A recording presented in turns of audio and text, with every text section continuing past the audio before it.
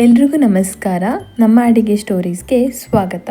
ಇವತ್ತಿನ ವಿಡಿಯೋದಲ್ಲಿ ನಾವು ತುಂಬ ರುಚಿಯಾದ ಹೋಟೆಲ್ ಸ್ಟೈಲ್ ಮಶ್ರೂಮ್ ಗ್ರೇವಿನ ಮನೆಯಲ್ಲಿ ಸಿಂಪಲ್ ಆಗಿ ಯಾವ ರೀತಿಯಲ್ಲಿ ಮಾಡೋದು ಅಂತ ನೋಡೋಣ. ಇದು chapati, white rice, ghee rice, roti, paratha, dosa ಅಥವಾ ಜೀರಾ ರೈಸ್ ಜೊತೆ ತಿನ್ನಲು ತುಂಬ ಚೆನ್ನಾಗಿರುತ್ತೆ.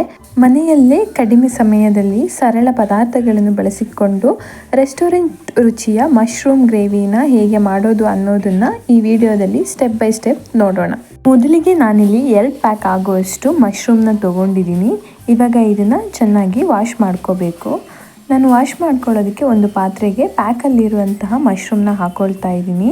ನಂತರ ಸ್ವಲ್ಪ ಬಿಸಿಯಾಗಿರುವಂತಹ ನೀರನ್ನು ಹಾಕೊಳ್ತಾ ಇದ್ದೀನಿ. ನಂತರ ಇದನ್ನು ಚೆನ್ನಾಗಿ ಮಿಕ್ಸ್ ಮಾಡಿಬಿಟ್ಟು ಇದಕ್ಕೆ 1/4 ಟೇಬಲ್ ಸ್ಪೂನ್ ಆಗುವಷ್ಟು ಅರಿಶಿನವನ್ನು ಹಾಕೊಳ್ತಾ ಇದ್ದೀನಿ. ಹಾಗೆ 1/4 ಟೇಬಲ್ ಸ್ಪೂನ್ ಆಗುವಷ್ಟು ಉಪ್ಪನ್ನು ಹಾಕೊಳ್ತಾ ಇದ್ದೀನಿ. ಇವಾಗ ಇವೆಲ್ಲವನ್ನು ಚೆನ್ನಾಗಿ ಮಿಕ್ಸ್ ಮಾಡಿಬಿಟ್ಟು 10 ನಿಮಿಷಗಳ ಕಾಲ ಹಾಗೆ ಇಡಬೇಕು.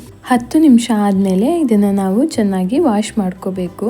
ನಾನಿಲ್ಲಿ ಇದನ್ನು 4 ಟೈಮ್ಸ್ ವಾಶ್ ಮಾಡ್ಕೊಂಡಿದ್ದೀನಿ. ಬೇರೆ ನೀರು ಹಾಕ್ಕೊಂಡು 4 ಟೈಮ್ಸ್ ವಾಶ್ ಮಾಡ್ಕೊಂಡಿದ್ದೀನಿ. ನೀವು ಕೂಡ ಹಾಗೆ ವಾಶ್ ಮಾಡ್ಕೋಬೇಕು. ಯಾಕೆ ಅಂತ ಹೇಳಿದ್ರೆ ಅದರಲ್ಲಿರುವಂಥ ಕೆಸರು ಮತ್ತು ಕಲ್ಲುಗಳನ್ನೆಲ್ಲ ನೀಟಾಗಿ ತೆಗಿಬಹುದು. ಇಲ್ಲ ಅಂತ ಹೇಳಿದ್ರೆ ಸಣ್ಣ ಸಣ್ಣ ಕಲ್ಲು ಪೀಸಸ್ ಹಾಗೆ ಇರುತ್ತೆ.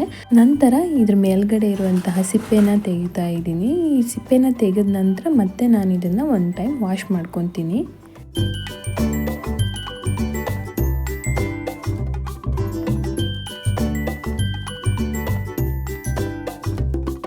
ವಾಶ್ ಮಾಡ್ಕೊಂಡ ನಂತರ ನಾನಿಲ್ಲಿ ಇದನ್ನು ಕಟ್ ಮಾಡ್ಕೊತಾ ಇದ್ದೀನಿ. ದೊಡ್ಡದಾಗಿರುವಂಥ ಮಶ್ರೂಮ್ನ ನಾನು 4 ಭಾಗಗಳಾಗಿ ಮಾಡ್ಕೊತಾ ಇದ್ದೀನಿ. ಹಾಗೆ ಮೀಡಿಯಮ್ ಅಥವಾ ಚಿಕ್ಕದಾಗಿರೋದನ್ನ 2 ಪೀಸ್ ಮಾಡ್ಕೊತಾ ಇದ್ದೀನಿ. ಕಟ್ ಮಾಡ್ಕೊಂಡ ನಂತರ ಇದನ್ನು ಸೈಡಲ್ಲಿ ಇಟ್ಟು ನಾವಿವಾಗ ಮಸಾಲೆನ ರೆಡಿ ಮಾಡ್ಕೊಳ್ಳೋಣ. ಮಸಾಲೆ ರೆಡಿ ಮಾಡ್ಕೊಳ್ಳೋದಕ್ಕೆ ಒಂದು ಪಾತ್ರೆಗೆ 2 ಟೇಬಲ್ ಸ್ಪೂನ್ ಆಗುವಷ್ಟು ತೆಂಗಿನ ಎಣ್ಣೆನ ಹಾಕ್ಕೊಳ್ತಾ ಇದ್ದೀನಿ. ಎಣ್ಣೆ ಬಿಸಿಯಾದ ನಂತರ 3 ಮೀಡಿಯಮ್ ಗಾತ್ರದ ಈರುಳ್ಳಿನ ದೊಡ್ಡದಾಗಿ ಕಟ್ ಮಾಡಿಟ್ಕೊಂಡಿರೋದನ್ನ ಹಾಕ್ಕೊಂಡು ಗೋಲ್ಡನ್ ಬ್ರೌನ್ ಕಲರ್ ಬರುವವರೆಗೂ ಫ್ರೈ ಮಾಡ್ಕೊತಾ ಇದ್ದೀನಿ. ನಂತರ 1 ಮೀಡಿಯಮ್ ಗಾತ್ರದ ಟೊಮೆಟೊನ ಕಟ್ ಮಾಡಿಟ್ಕೊಂಡು ಹಾಕ್ಕೊಂಡು ಮಿಕ್ಸ್ ಮಾಡ್ಕೊತಾ ಇದ್ದೀನಿ. ಹಾಗೆ 5 ರಿಂದ 6 ಬೆಳ್ಳುಳ್ಳಿ ಹಾಗೆ 1 ಇಂಚ್ ಆಗುವಷ್ಟು ಶುಂಠಿನ ಕಟ್ ಮಾಡಿ ಹಾಕ್ಕೊಳ್ತಾ ಇದ್ದೀನಿ. ಇವಾಗ ಇದನ್ನು ಚೆನ್ನಾಗಿ ಮಿಕ್ಸ್ ಮಾಡ್ಕೋಬೇಕು. ಟೊಮೆಟೊ ಸಾಫ್ಟ್ ಆಗೋ ತನಕ ನಾವು ಇದನ್ನ ಫ್ರೈ ಮಾಡ್ಕೋಬೇಕು. ನಂತರ ಗೋಡಂಬಿನ ಹಾಕೊಳ್ತಾ ಇದ್ದೀನಿ. ಹಾಗೆ 1 ಇಂಚ್ ಆಗುವಷ್ಟು ಚಕ್ಕೆನ ಹಾಕೊಳ್ತಾ ಇದ್ದೀನಿ. 2 ಏಲಕ್ಕಿನ ಹಾಕೊಳ್ತಾ ಇದ್ದೀನಿ. ಹಾಗೆ 2 ಲವಂಗನ ತಗೊಳ್ತಾ ಇದ್ದೀನಿ. ನಂತರ ಸ್ಟಾರ್ ಹೂವದ ಒಂದು ಎಸಳನ್ನ ಹಾಕೊಳ್ತಾ ಇದ್ದೀನಿ. ಇವಾಗ ಇದನ್ನೆಲ್ಲ ಚೆನ್ನಾಗಿ ಫ್ರೈ ಮಾಡ್ಕೋಬೇಕು. ಸ್ಟವ್ನ ಮೀಡಿಯಂ ಫ್ಲೇಮಲ್ಲೇ ಇಟ್ಕೊಂಡು ಇವೆಲ್ಲವನ್ನು ಚೆನ್ನಾಗಿ ಫ್ರೈ ಮಾಡ್ಕೋಬೇಕು. ನಂತರ 1/4 ಟೇಬಲ್ ಸ್ಪೂನ್ ಆಗುವಷ್ಟು ಉಪ್ಪನ್ನ ಹಾಕೊಂಡು ಫ್ರೈ ಮಾಡ್ಕೊತಾ ಇದ್ದೀನಿ. ಇವೆಲ್ಲವೂ ಚೆನ್ನಾಗಿ ಫ್ರೈ ಆದ ನಂತರ ಸ್ಟವ್ನ ಆಫ್ ಮಾಡಿಬಿಟ್ಟು ಬಿಸಿ ಆರಿದ ಮೇಲೆ ಇದನ್ನು ನಾವು ರುಬ್ಕೊಳ್ಳೋಣ. ಇವಾಗ ಅದೆಲ್ಲ ಬಿಸಿ ಆರೋದ್ರಷ್ಟರಲ್ಲಿ ನಾವು ಮಶ್ರೂಮ್ನ ಫ್ರೈ ಮಾಡ್ಕೊಳ್ಳೋಣ. ಮಶ್ರೂಮ್ ಫ್ರೈ ಮಾಡ್ಕೊಳ್ಳೋದಕ್ಕೆ 1 ಟೇಬಲ್ ಸ್ಪೂನ್ ಆಗುವಷ್ಟು ತೆಂಗಿನ ಎಣ್ಣೆನ ಹಾಕ್ಕೊಳ್ತಾ ಇದ್ದೀನಿ. ಹಾಗೆ ಕ್ಲೀನ್ ಮಾಡಿ ಕಟ್ ಮಾಡಿ ಇಟ್ಕೊಂಡಿರುವಂಥ ಮಶ್ರೂಮ್ನ ಹಾಕ್ಕೊಳ್ತಾ ಇದ್ದೀನಿ. ನಂತರ 1/4 ಟೇಬಲ್ ಸ್ಪೂನ್ ಆಗುವಷ್ಟು ಅರಿಶಿನ ಹಾಗೆ 1/4 ಟೇಬಲ್ ಸ್ಪೂನ್ ಆಗುವಷ್ಟು ಉಪ್ಪನ್ನ ಹಾಕೊಂಡು ಮಿಕ್ಸ್ ಮಾಡ್ಕೊತಾ ಇದ್ದೀನಿ. ಇವಾಗ ಚೆನ್ನಾಗಿ ನೀರು ಬಿಟ್ಟು ಮಶ್ರೂಮ್ ಫ್ರೈ ಆಗಿದೆ. ಈ ರೀತಿ ಚೆನ್ನಾಗಿ ಫ್ರೈ ಮಾಡ್ಕೋಬೇಕು. ನಂತರ ಗ್ರೇವಿ ಮಾಡ್ಕೊಳ್ಳೋಕ್ಕೆ ಮಸಾಲೆನ ರುಬ್ಕೊಳ್ಳೋಣ.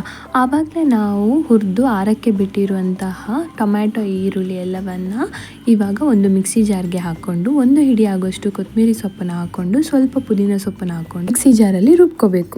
ನೀರನ್ನ ಹಾಕದೆ ಈ ರೀತಿಯಾಗಿ ಗಟ್ಟಿಯಾಗಿ ಪೇಸ್ಟ್ ಮಾಡ್ಕೋಬೇಕು. ಇವಾಗ ನಾವು ಗ್ರೇವಿನ ರೆಡಿ ಮಾಡ್ಕೊಳ್ಳೋಣ. ಗ್ರೇವಿನ ರೆಡಿ ಮಾಡ್ಕೊಳ್ಳೋದಕ್ಕೆ 2 ಟೇಬಲ್ ಸ್ಪೂನ್ ಆಗುವಷ್ಟು ತೆಂಗಿನ ಎಣ್ಣೆನ ಹಾಕೊಂಡು ಬಿಸಿ ಮಾಡ್ಕೊತಾ ಇದ್ದೀನಿ. ನಂತರ 2 ಪುಲಾವ್ ಎಲೆ ಹಾಗೆ ಮೀಡಿಯಂ ಗಾತ್ರದ 1 ಈರುಳ್ಳಿನ ಚಿಕ್ಕದಾಗಿ ಕಟ್ ಮಾಡಿ ಇಟ್ಕೊಂಡು ಹಾಕೊತಾ ಇದ್ದೀನಿ. ಹಾಗೆ 1 ಹಸಿಮೆಣಸನ್ನ 2 ಪೀಸ್ ಮಾಡಿ ಹಾಕೊತಾ ಇದ್ದೀನಿ.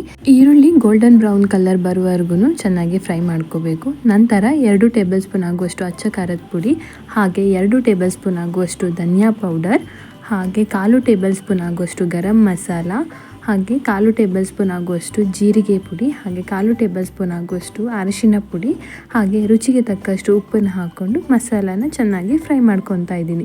ಮಸಾಲೆನ ಫ್ರೈ ಮಾಡ್ಕೊಳ್ಳುವಾಗ ಸ್ಟವ್ನ ಲೋ ಫ್ಲೇಮಲ್ಲಿ ಇಟ್ಕೊಂಡು ಫ್ರೈ ಮಾಡ್ಕೋಬೇಕು. ಮಸಾಲೆ ಚೆನ್ನಾಗಿ ಫ್ರೈ ಮಾಡ್ಕೊಂಡಾದ್ಮೇಲೆ ರುಬ್ಬಿರುವ ಮಿಶ್ರಣವನ್ನು ಇದಕ್ಕೆ ಸೇರಿಸಿ ಸ್ವಲ್ಪನೂ ನೀರು ಹಾಕದೆ ಮಸಾಲೆನ ಚೆನ್ನಾಗಿ ಫ್ರೈ ಮಾಡ್ಕೋಬೇಕು. ನಾನಿಲ್ಲಿ 5 ನಿಮಿಷ ಬರೀ ಮಸಾಲೆನ ಫ್ರೈ ಮಾಡ್ಕೊಂಡಿದ್ದೀನಿ.